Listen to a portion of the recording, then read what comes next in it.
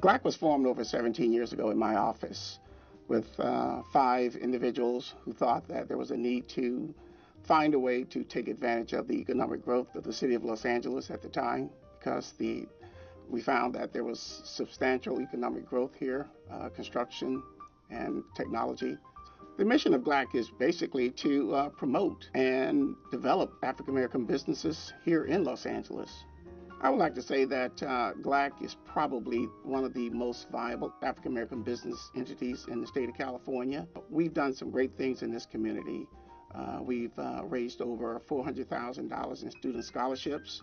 We've contributed over $20,000 to the Haitian relief effort. So there are some great things that we've done. At GLAAACC, we have a wide variety of programs that we've created for our memberships. In addition to our Business Evolution program and our GLAAACC Education Fund, we also have town hall luncheons. That's where we bring in the experts who talk with our members on the latest business trends from a local and a national level.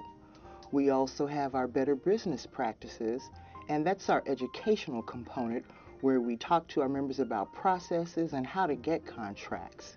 We also have a GLAAACC in the AM series, and it's the early morning forum where we invite people to come in that got contracts, contacts, and customers for our members. And finally, our quarterly membership mixer, and that's kind of an informal setting where our membership gets together to network, mingle, and exchange ideas. We provide scholarships to our youth, and we also do good work in the community. You know, there's a saying that goes, it's not personal, but it's business. But I think at GLAAACC it's both. It's business and it's personal.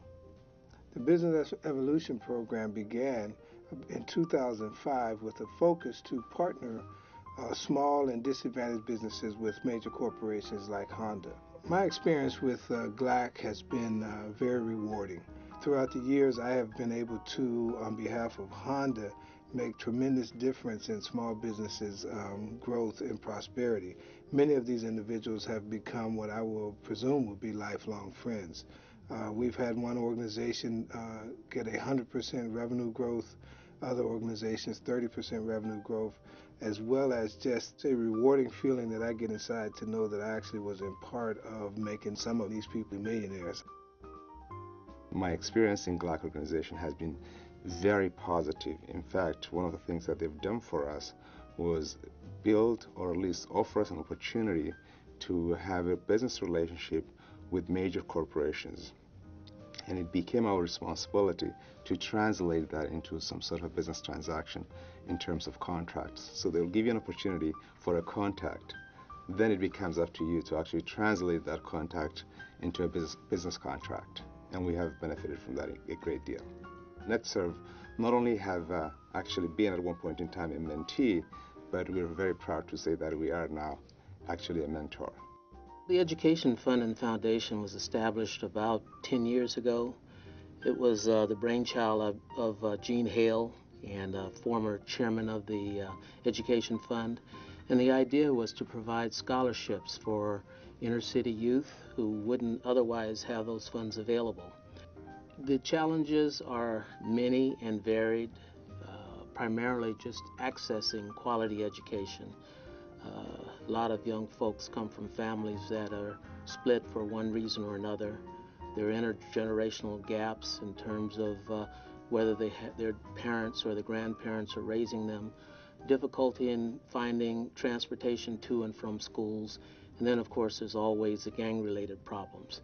How do you skirt those issues, get to school, spend the quality time learning the things you need to learn in order to go on to college, and be safe? Those are the primary difficulties.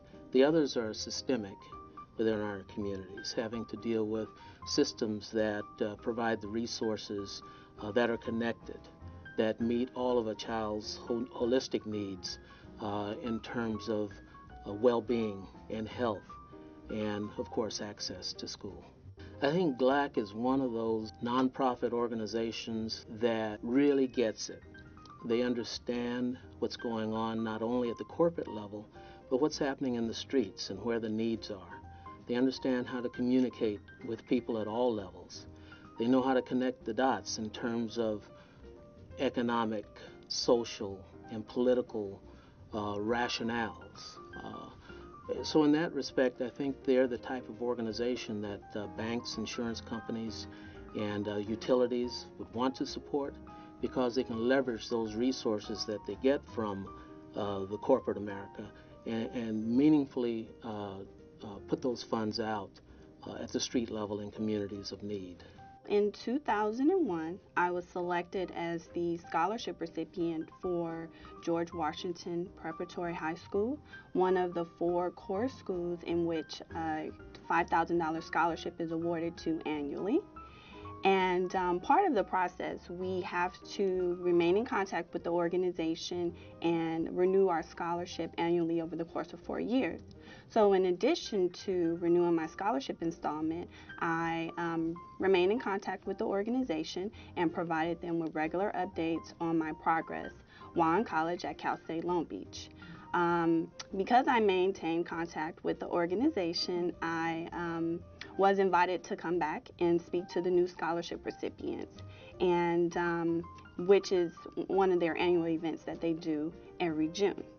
And at that scholarship event, which was their scholarship breakfast, I was able to share my experience in college and address the incoming scholarship recipients.